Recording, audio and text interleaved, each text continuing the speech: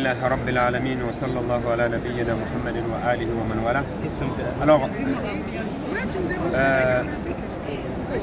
là où on est aujourd'hui, alhamdulillah, comme je viens de dire, si on est à Paris ou n'importe où, le mieux dans la sunna du prophète sallallahu alayhi wa sallam, si on demande le Seigneur subhanahu wa ta'ala, quand on se dirige vers Al-Qibla, si on fait dua. Alors imaginons, nous on est en face d'Al-Kaaba. Ça c'est un don d'Allah subhanahu wa ta'ala. Donc on demande à Allah subhanahu wa ta'ala beaucoup de khair. Lorsqu'on est arrivé, alhamdulillah, ici, comme Allah il a dit, fihi ayatun bayyinatun maqamu Ibrahim. Quand on est là, on doit méditer, de réfléchir beaucoup. Vous savez, l'argent pur, c'est important. Les Quraysh, l'époque du prophète sallallahu alayhi wa sallam, lorsqu'il avait 35 ans, les Quraysh, ils ont démoli Al-Kaaba, de reconstruire. Mais par contre, eux-mêmes, il n'y avait pas le prophète 5 ans avant que le prophète soit un messager. Mais les conditions, leurs conditions, c'était quoi? On récolte uniquement l'argent pur, pas l'argent illicite, halal seulement. Ça, c'est le Quraysh. Hein. Ils n'ont pas pu récolter l'argent complet pour construire tout. Donc l'argent halal qu'ils ont pu ramasser, ils ont construit uniquement cette partie, les 4 carrés là.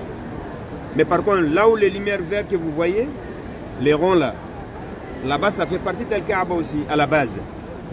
C'est pour ça qu'on n'a pas le droit de faire un fard là-bas.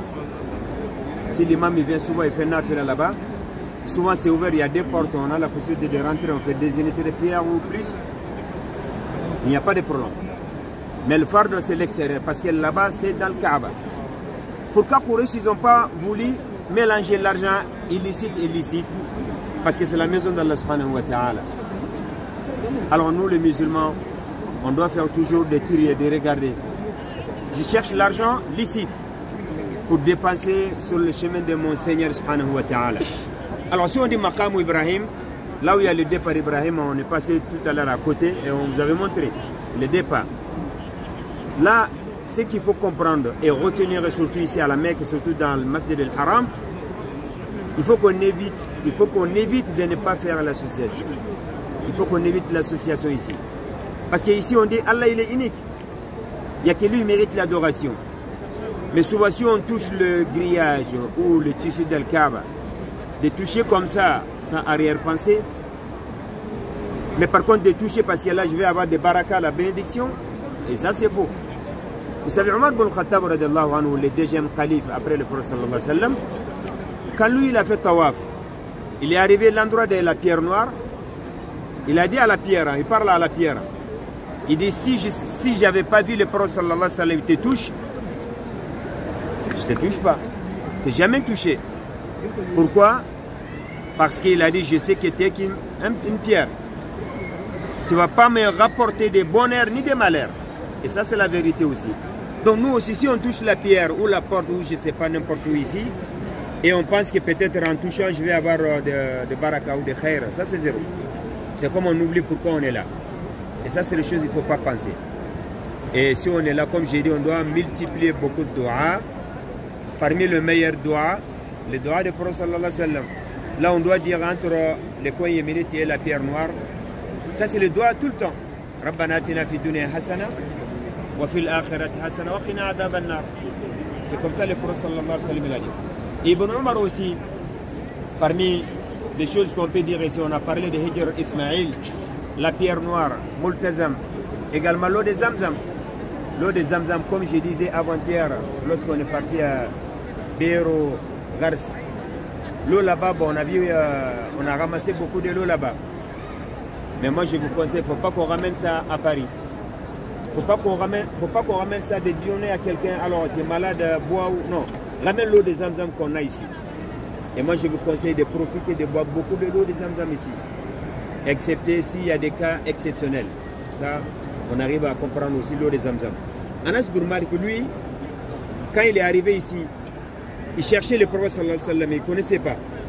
Il est resté ici à la Mecque, à côté d'Al-Kaaba, 1 mois. Il n'avait pas de nourriture sur lui. Vous savez, il buvait quoi? Quelle eau de Zamzam? Nourriture et des boissons également. Et remarquez-le vous aussi ici. Comme ça, on n'a pas besoin de dire oui, c'est comme ça. Non, non, vous-même, vous êtes sur place. Si tu as envie de bien manger le jour que tu as envie de manger beaucoup, bois pas de zamzam. Bois pas beaucoup de zamzam. Mais par contre, si tu bois beaucoup de zamzam, tu n'as pas faim. Ça, c'est la parole du prophète sallallahu alayhi wa sallam. Parce qu'il dit ça remplace l'eau également de nourriture. Et Ibn Umar, quand lui buvait l'eau de zamzam, il y a des doigts. On peut dire n'importe quel doigt. Des sunnah, quand on boit de l'eau, c'est possible qu'on se dirige vers Al-Qibla. Et nous, on est en face d'Al-Kaaba. On ne sait pas est-ce que la prochaine fois, il y aura une prochaine fois, Allahu Alam. Mais le fait qu'on est là, on doit profiter de faire beaucoup de doigts pour nos parents, pour tout le monde. Quelqu'un peut-être en venant et dit, oh, demande à Allah pour moi. Il a un souci, il est malade ou je ne sais pas quoi, pense à lui.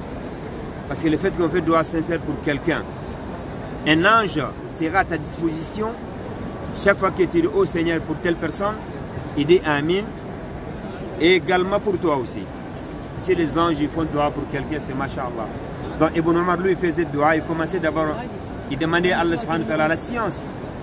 Vous savez, quiconque souhaite avoir dans cette dunya correctement, il faut la science. Tu souhaites avoir le jour de la résurrection, il faut la science aussi. Si tu as envie d'accumuler le deux, également il faut la science. Donc il demandait à Allah subhanahu wa ta'ala la science. Également la subsistance pure, halal, licite. Comme les Quraysh, ils n'ont pas voulu mélanger illicite et licite. Également il demandait à Allah subhanahu wa ta'ala la guérison de tous les mal. Et Zamzam il fait ça aussi. Donc buvez, faites beaucoup de doigts à la direction d'Al-Kaaba qui est en face de nous. Et après, il y aura beaucoup de khair, Inch'Allah.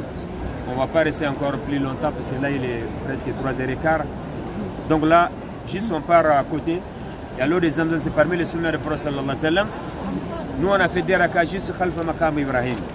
Mais c'est valable n'importe où dans la mosquée. Umar ibn Khattab, lui, il n'a pas fait dans la mosquée, lui, il a fait l'extérieur. Ça montre que c'est valable. Donc, on va boire l'eau des Zamzam, profiter vraiment de faire beaucoup de doigts. Et après, on se dirige vers Safa al-Marwa. Les doigts qu'il faut retenir là-bas. La ilaha illallah, wahdahu la sharika lah, lahul mulk wa lahul hamdu wa huwa ala kulli shay'in qadir. La ilaha illallah wahda, anjaza wa'da, wa nasara abada, wa hazama al-ahzaba wahda. Ça, on avait répété dans le bus aussi. Donc ça, c'est des choses qu'on doit répéter. Et là-bas aussi, c'est des doigts. Donc si vous remarquez qu'on reste longtemps, c'est normal. On est là pour ça. Safa al-Marwa, on doit s'arrêter à la direction de Al-Kaaba. On lit cette doigt et vous allez répéter. Et en même temps, on fait doigt sincère. Si on fait doigt ensemble, il y a des doigts, chacun de nous, on a des doigts qu'on souhaite demander au Seigneur subhanahu wa ta'ala. Demande entre toi et ton Seigneur. Et après, on reprend encore jusqu'à 3 fois. On fait ça, Safa, également Marwa. Là, ici, c'était chaque fois le coin, la pierre noire et une autre, la pierre noire encore, on compte.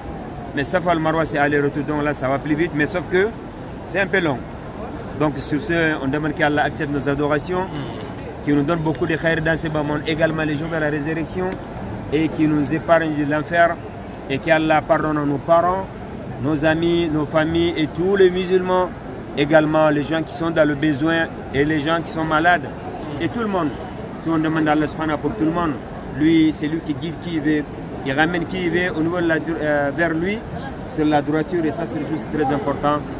وآخر دعوانا أن الحمد لله رب العالمين.